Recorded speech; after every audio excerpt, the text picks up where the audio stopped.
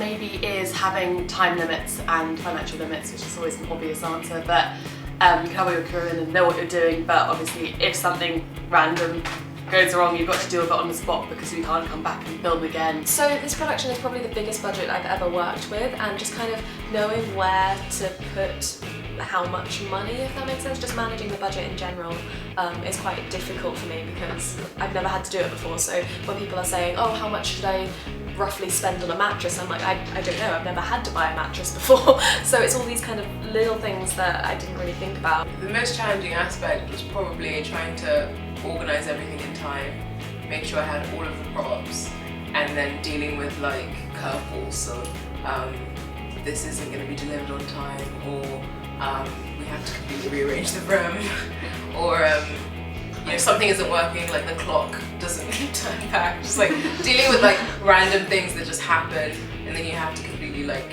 reconfigure your plan. That was probably the most challenging. I would say the most challenging aspect is trying to work backwards in terms of going darker while it's still light. So like obviously it happens between 5 o'clock and 9 o'clock in the morning. So trying to work with just blinds. But it's been good. I think we've got it. It'll take a little bit of work in post-production, but it's looking good in terms of being chronological when it gets put together. Olivia Cole.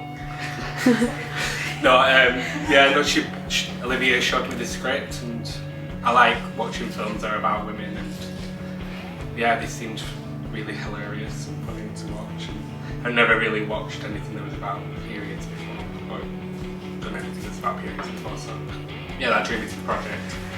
I worked on another film with a producer who told me about this film, and I got really excited because I heard like women were going to be working in it as well, and I was up for like a cool girls project. I loved how you know, it's that typical like instant sexualization of women, and then reality hits and it's like, you know, actually human problems, issues, womanhood. And I liked that because I thought it was really funny in a humorous way, light-hearted way to just put that message out there. I think it's really important that like we have more people talking about, you know, periods and girl problems and stuff, and so I thought it would be fun to do. I think one of the best lines is haters gone hate, menstruators gone menstruate. I want that on a t-shirt. I just turn around and I say, panicked. Favourite line would be, I'm not going to hear any more bitching about Mary and her rogue shedding uterus. Because I think it just sounds funny. What if I told you every example in the script is the home truth? So, I had a couple of friends round one night, and it was the first time one of them had been round, and we were sitting on my bed a couple of hours watching DVDs, and I went out in the kitchen and I heard her crying and running to the bathroom, and basically I came back in and my other friend was laughing and partially crying. I was like 12 at the time, because when we were sitting watching films, her period came on my bed, which was rainbow covered bed sheets, and I love them. I did love them.